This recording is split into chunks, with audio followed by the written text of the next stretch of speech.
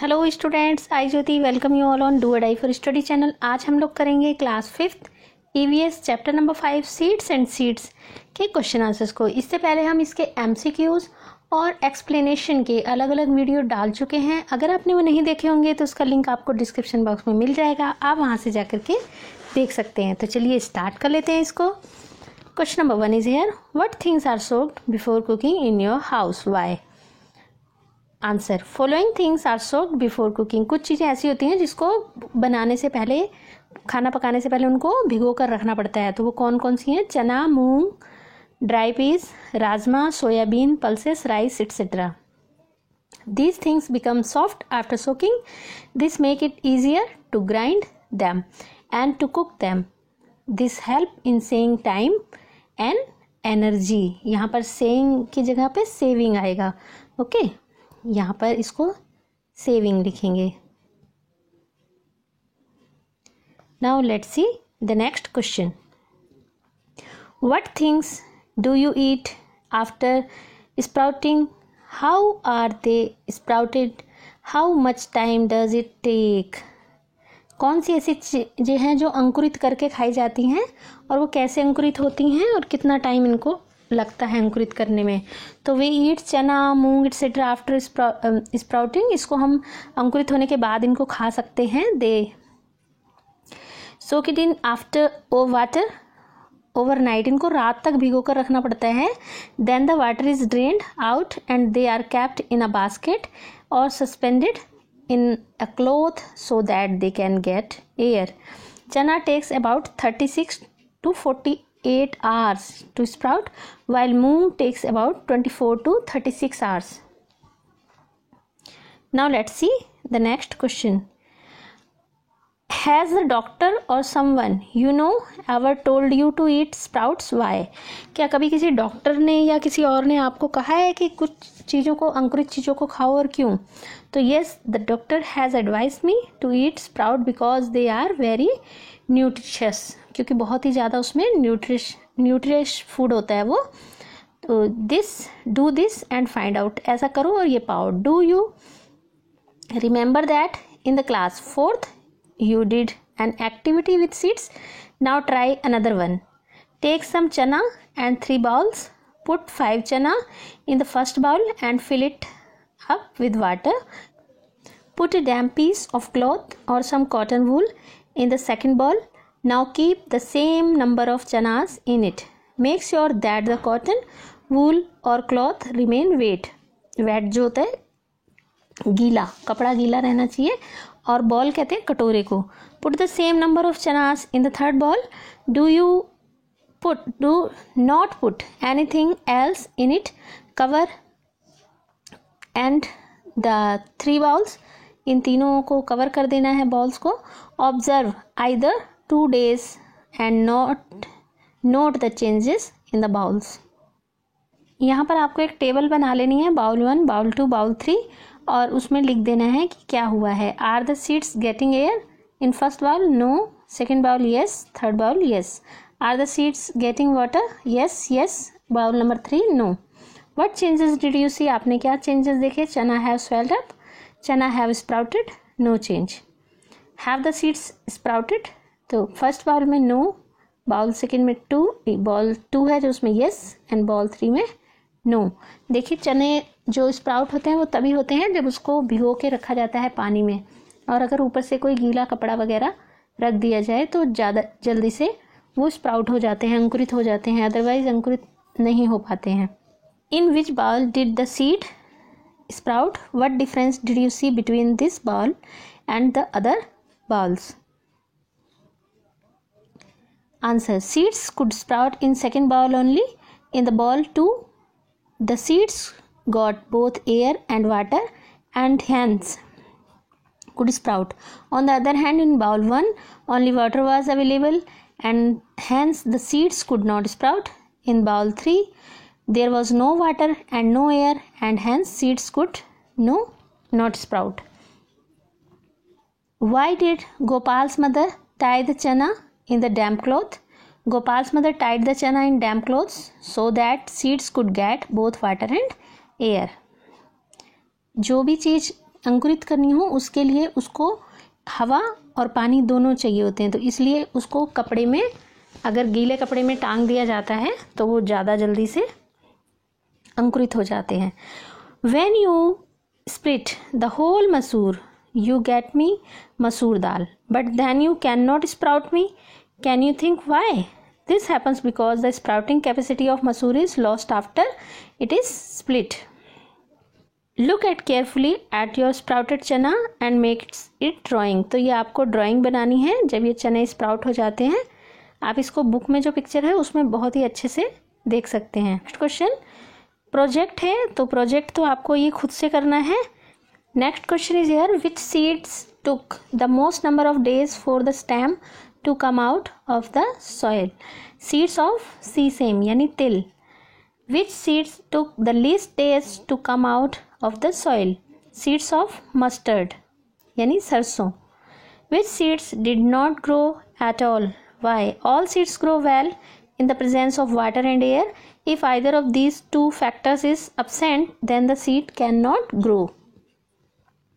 Did anyone's plant dry up or turn yellow? Why did this happen? Yes, some students planted dried up and turned yellow. This happened because proper amount of water or air was not provided. What would happen if the plant do not get water? They would turn yellow or even dry up. Next question is here, do some plants grow without seeds? Yes, some plants grow without seeds. So many seeds. How many types of seeds can you collect? Where will you find them? Each of you should try to collect as many different types of seeds as you can. After that, put all the seeds collection together. Now observe these seeds carefully. Their shape, size, color, texture, smooth or rough. Make a seed chart to put up in the class. You can start with a table like this. तो आपको name of seed लिख देना है, colour, shape और उसका texture लिखना है, smooth है या फिर रफ है। Name of seed rajma, colour reddish brown, shape आपको उसको ड्रॉ कर देना है। टेक्सचर उसका स्मूथ होता है। मूंग जो होती है उसका कलर ग्रीन होता है, सॉफ्ट होता है टेक्सचर। चना ब्राउन होता है, उसका भी टेक्सचर सॉफ्ट होता है। पपाया का ब्लैक होता है और रफ होता है उसका टेक्सचर। मैंगो का वाइटिश येलो होता है, रफ होता है। एनीसीड ग्रीन होता है और सॉफ्ट होता है। क्यूमिन ब्राउन होता है, सॉफ्ट होता है। एप्पल का भी ब्राउन होता है, सॉफ्ट होता है टेक्सचर उसका। मस्टर्ड ग्रीन, ब्लैक और येलो होता है, उसका भी टेक्सचर जो होता है वो सॉफ्ट होता है। लेडी फिंगर इसका जो कलर है वो ग्रीन होता है और सॉफ्ट होता है टेक्सचर, इसके सीड की बात हो रही है। और मस्क मेलन का वाइट होता है और उसका भी टेक्सचर जो है सॉफ्ट होता है। Next is here, seeds that are used as spices in your home. Cumin, mustard, aniseed etcetera. Cumin कहते हैं जीरा को, मस्टर्ड सरसों और एनीसीड होता है सौंफ। Seeds of vegetables lady finger, tomato, cucumber. And seeds of fruits Apple, orange, guava, Apple etcetera. Light seeds और जो क्यूमिन होता है, एनीसीड होता है, वो लाइट सीड्स होते हैं। Seeds which are flat rajma, apple, cumin, aniseed, sesame etcetera. Sesame कहते हैं तिल को। Make more groups. How many groups of seeds did you make? तो आप कुछ और सीड्स को कलेक्ट कर सकते हैं। एक चैप्टर में बताई गई है एक एक्टिविटी, उसमें बच्चों को कलेक्ट करने के लिए बताया गया है कि कुछ सीड्स को कलेक्ट करें, उसके बाद बताएं कि उनका टेक्सचर कैसा है, कलर कैसा है एटसेट्रा। तो इसी तरह से कौन से फ्लैट हैं, कौन से छोटे हैं, तो इस तरह के क्वेश्चन किए गए हैं। और नेक्स्ट है कि आप कुछ और तरह के जो सीड्स के लिए ग्रुप हैं वो बनाएं और सीड्स को कलेक्ट करें।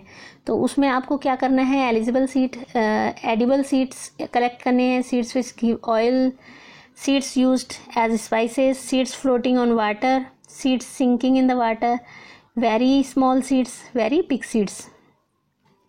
Next is here, do you know any games that you can play with seeds? Discuss with your friend.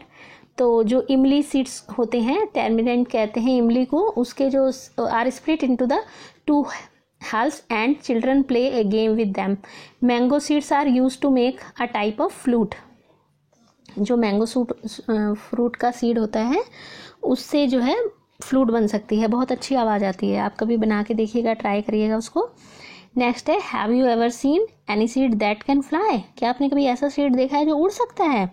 Yes, I have seen such seed, it has white hair attached to it.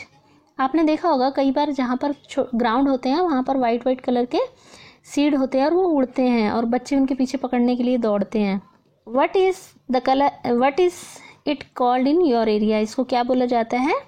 बुढ़िया के बाल, old women's hair. जैसे white white colour के उड़ रहे होते हैं तो बच्चे उसके पीछे पीछे भागते हैं और बोलते हैं कि बुढ़िया के बाल उड़ रहे हैं, बुढ़िया के बाल उड़ रहे हैं, उसको लेने के लिए जाते हैं। Next is here, look at your seed collection, guess how many of those could have traveled by flying? I think some of them could travel by flying. It's cumin and aniseed. Did you get any new idea from these seeds?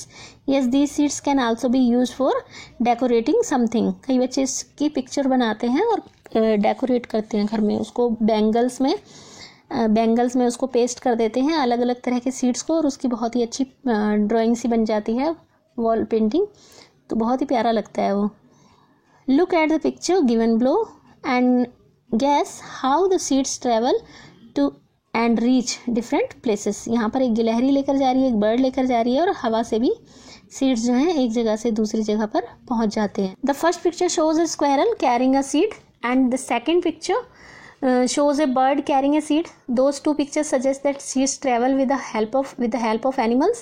The third picture shows seeds floating on water. This suggests that seeds travel through water or air also. Some plants spread their seeds over long distance. When the soybean pods are ripe, they burst and the seeds are thrown out. Have you ever heard their sound? No, I have not heard their sound. Think what would happen if seeds did not spread and remained at one place only. If seeds would not spread and would remain at one place only, there can be many problems of those seeds. All the seeds would fall near and near the parent tree. This will prevent those seeds from getting enough sunlight, air and water. As a result, most of seeds would fail to germinate. New saplings growing under a tree would not grow properly. अगर एक ही जगह पे सारे बीज गिर जाएंगे तो क्या होगा? अगर वो दूसरी जगह पर नहीं फैलेंगे तो वहाँ पर सारे बीज जो है प्रॉपर रूप से नहीं उग पाएंगे, ना ही उनके नए सैपलिंग बन पाएंगे, और अगर एक बड़े पेड़ के नीचे वो होंगे तो बिल्कुल उनको सनलाइट भी प्रॉपरली नहीं मिल पाएगी, तो वो बिल्कुल भी प्रॉपरली ग्रो नहीं हो पाएंगे और उनको एयर और वाटर भी अच्छे से नहीं मिल पाएगा। Next is make a list of the different ways by which seed are spread. तो seeds are spread by following agents: animals, human, air and water. Next question is here, what all was grown in India long ago? Were mangoes and bananas grown here? What came from their other countries? Imagine food without potatoes or tomatoes. In India, many crops like tea, mango, orange, radish, methi, spinach, etc. were grown long ago. Yes, mangoes and bananas were grown here. Tomatoes and potatoes, chili, coffee, etc. have come from other countries. We cannot imagine a proper vegetable without tomato. Tomato is used in most of the dishes. Such dishes would not be possible without potatoes and tomatoes. आलू आपको कैसी लगी? अच्छी लगी है तो इसको like ज़रूर कर दें, फ्रेंड्स में ज़्यादा से ज़्यादा शेयर करें। जो लोग चैनल पर नए हैं चैनल को सब्सक्राइब कर दें। Thanks for watching. जल्द ही मिलेंगे नेक्स्ट वीडियो में। Till then bye. इसमें कई ऐसी एक्टिविटीज़ थी जिनको हमने एक्सप्लेनेशन वाले पार्ट में सॉर्ट आउट कर दिया है, आप वहाँ से जा कर के उनको देख सकते हैं। Thanks for watching.